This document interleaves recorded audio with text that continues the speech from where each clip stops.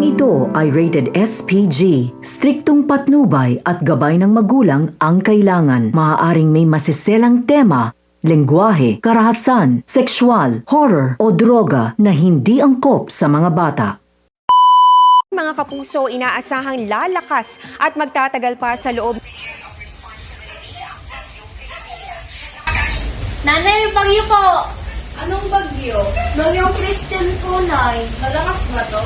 Opo! Hamagkatunayan ko po yung super typhoon. Ang sabi po ng reporter ay mag-ingat tayo. Isa po ito sa pinakamalakas na bagyo ngayong 2024.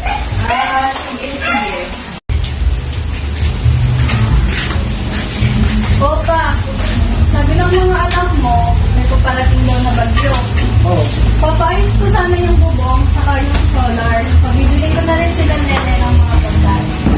Dodong, pagtulungan natin ayusin yung bubong. Naku po, Itay, may pasok po ako. Huwag ka nang pumasok dahil may paparating na bagyo. Sabi ng ina mo. Sige po, Tay. Mga nene, bumili ko na kayo ng mga gelato dun pinakakasin. Sige po, ma. Iingat kayo ha.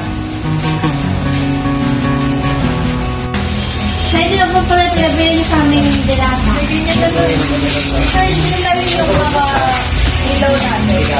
Sige po, Nay!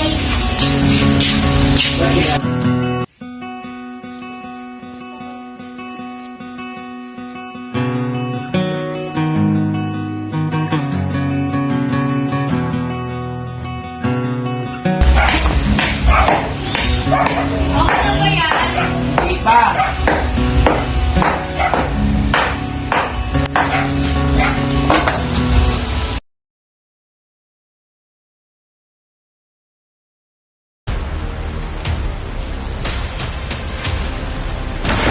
Andiyan na ang bagyo!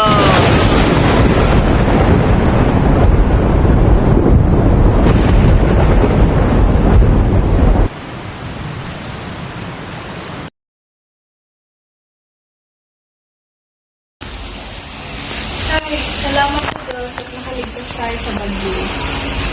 Nak, buksan mo yung TV.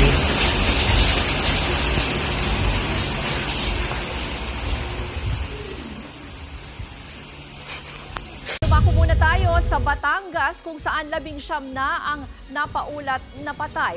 Ikalawang araw na ng paghahanap sa dalawa pang bata na pinaniniwala ang natabunan ng landslide sa Talisay, Batangas. Hindi lang buhay kundi pati kabuhayan ang apektado ng Bagyong Christine sa Agoncillo, Batangas. Nagpapasaklolo na ang munisipyo dahil sa paubos nilang pondo para sa mga evacuee. Kawawa naman yung mga nasalanta. Nawalan ng mga bahay. Nay, kahit naman po natin sila. Kaya nga po, may sinong po kayo damit at pagkain. Yung mga anak, magandang idea. Saan natin nilodinate? Sa barangay po.